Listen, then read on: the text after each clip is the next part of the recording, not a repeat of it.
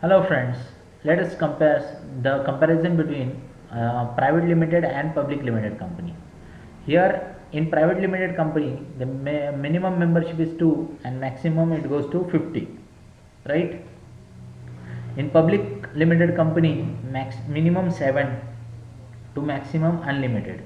So you should start from 7, at least 7 members should come together to unlimited number of members. Here public limited company can be formed. So the here formation is quite simple. Certification of incorporation is adequate, means it is simple process. But here in public limited company, little bit here is a difficult process in order to gain the certificate of incorporation. So in a private limited companies you should have at least 2 directors. In public limited companies you should have at least 3 directors, right? Here it is not freely transferable. Shares are not freely transferable as far as the private limited company is considered. But as far as the public limited company is considered, shares are freely transferable. Right? Now, as far as we have seen here in the private and here public. So in public limited company you have to compulsory issue prospectus in order to gain the trust of shareholders and take money. So it is as far as private is also there, you can issue prospectus to another members of the company, right? So commencement of business, it can start business after the receipt of certificate of incorporation, right? So here in public limited companies it requires trading certificate. Until and unless you don't get that trading certificate, you are not able to start the business, right? So here company's permission is required.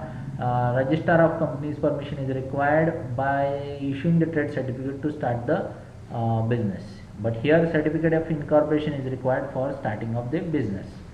Now what is the suitability?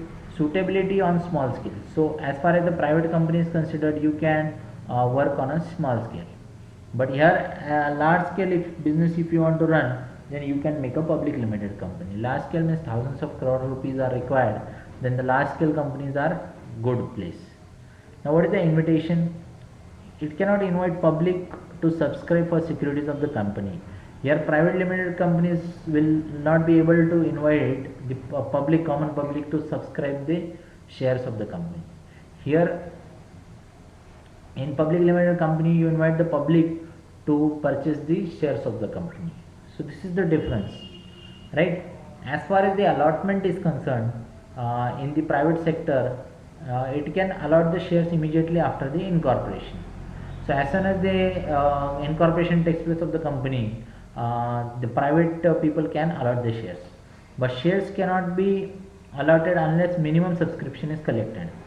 So you know there is a limitation in public limited company that minimum subscription is needed to be collected. It is very important. Some minimum amount is decided, which is given in the incorporation at the time of incorporation in the memorandum, that it is written that how much minimum subscription is required, and that much amount need to be collected before starting the collection from the common people. Now there are some qualification shares in the public limited company. You need to purchase qualification share to become the director of the company. But here you don't need to have qualification share in order to become the director of the company.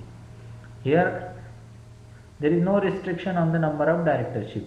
For example, in private limited company you can own a here if you are becoming the director in one public limited company, you can become maximum up to 20 companies you can become the director. But as far as you can have private limited companies 1 to unlimited, you can become director of as many companies you require since it is your private property, right?